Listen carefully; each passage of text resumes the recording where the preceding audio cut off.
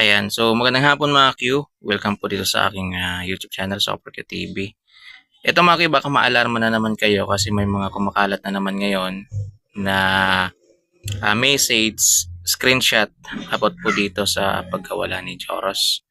Ayan, so ito po is nakita ko kanina more than 1,000 share. Ayan, so baka makita nyo ito mga Q.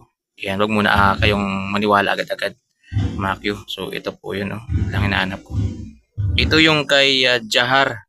Yan, Labiano ba to? Jahar o Juyar? Yan, Jayar siguro to mga Q. Yan. So ayun, papakita ko dyan sa screen. Joros Flores is alive. Totoo po ba ito guys? Yan, PS. Yung screenshot na yan ay galing yan doon sa post video about kay Joros Flores na nag-viral at sinend sa comment section ko. Kaya ko ito ni-repost para makita din ng lahat. Ayan. So, ito kasing tinutukoy yung mga ipapakita ko dyan sa screen. Ayan. Yung nag-comment na yan, no? Ayan yung Sina, yung pangalan na. Tapos, emoji. Ayan. So, sinerch ko mga Q sa Facebook. Hindi ko makita yung pangalan na yan. At yung profile na yan, hindi rin. Sa TikTok, hindi rin po. Ayan, dito sa YouTube, hindi ko rin nakikita. Ayan. So, wala po akong ibigay na details about dyan, mga Q. Kasi ako tinitingnan ko muna yung mabuti yung mga nagko-comment diyan. Ang sabi kasi niya dito, si Manong nakapulot kay Choros. Kubo-kubo na bahay. Ayan, ayan o, basahin nyo na lang. Hindi makauwi kasi wala siyang alaala. Kung saan parang bundok, may kubo doon, puntahan nyo. Andun yon kasama ni Manong Haste. Ayan, ayan po yung post na ni-screenshot mga. Tapos may nag-comment. Saang lugar siguro yan? Saang lugar yan sana mapansin at mapuntahan. Walang impossible hanggang di pa siya nakikita siguro. Ay may pag-asa pa. So, ganyan yung nakasulat. Mga kuya, natabunan kasi. So, ayun mga kuya, simple ako mga kuya, imbestiga rin po ako. Tinignan ko muna yung comment na yan. Kung meron siyang account sa Facebook, TikTok. Hindi ko talaga makita mga kuya. Siguro hindi ko lang talaga siya makita mga kuya. Pero try niyo po. Dito kasi mga Q, eto kasi mga Q, kaya binabalaan ko muna kayo na wag muna agad-agad maniniwala dyan mga Q, kasi wala pa namang matibay na informasyon about dyan mga Q. At ito rin yung naisip ko, ito yung opinion ko lang naman. Personal ko pong opinion to mga Q. So bakit ngayon lang po ito lumalabas? Yan kung totoo mga Q. Sa almost 23 days na paghahanap kay Joros Flores, imposible naman mga Q na hindi nila narinig sa balita o nakita sa social media na hinahanap si Joros Flores. At imposible naman mga Q na hindi nila mamumukaan. Di ba? At ito pa yung isa. Kung sa inyo ba mangyari makakita kayo ng tao, yan, hindi ba kayo magre-report sa mga pulis? Yan, hindi nyo ba isusumbong sa pulis na meron kayong makita, itatago nyo ba? Yan, para sa akin, hindi. Siyempre, hindi natin alam mga Q kung anong klaseng tao po siya, di ba? Siyempre, yung una nating isipin, i-report natin. Tapos, alam naman nating lahat na nag-viral talaga to. Ayan, maraming makikita sa social media hanggang naki-MJS na. Ayan, maraming gumawa ng video dito po kay Joros Flores sa pagkawala po niya. Imposible mga Q na hindi nila nakita. At ngayon pa lang nila nilalabas na ganyan, mga Q.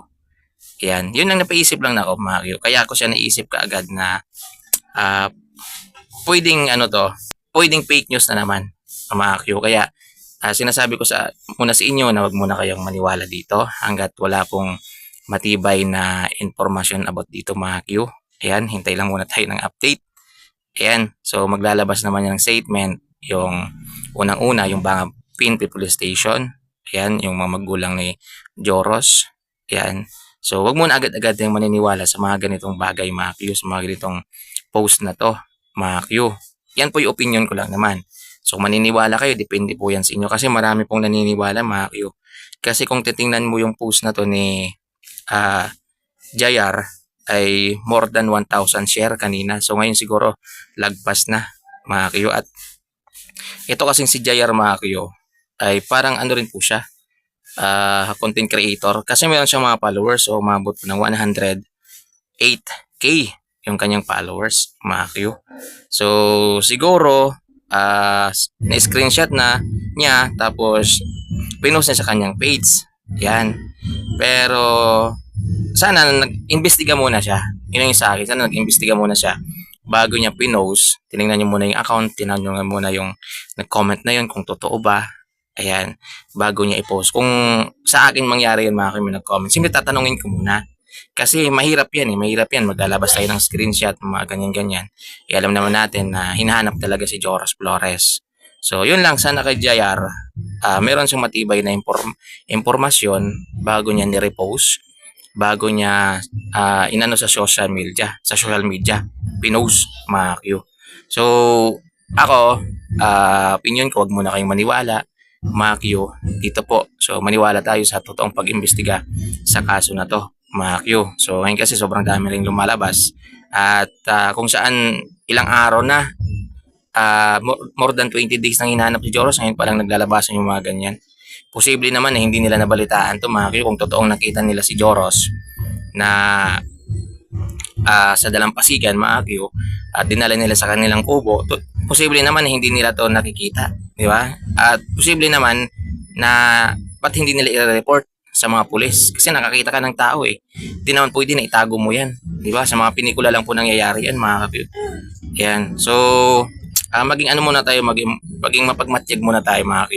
Suriin muna natin mabuti lahat. Yan, bago tayo maniwala. Yun lang po yung gusto kong iparating sa inyo. Kasi alam ko kakalat na naman to, guys. Kakalat na naman to. Magiging haka-haka na naman to. Ayan. Kasi ayan no, napapansin niyo more than 1,000 share. O, di ba? So, kakalat na naman yan. Hanggat kung ano-ano na naman yung storya na lumalabas.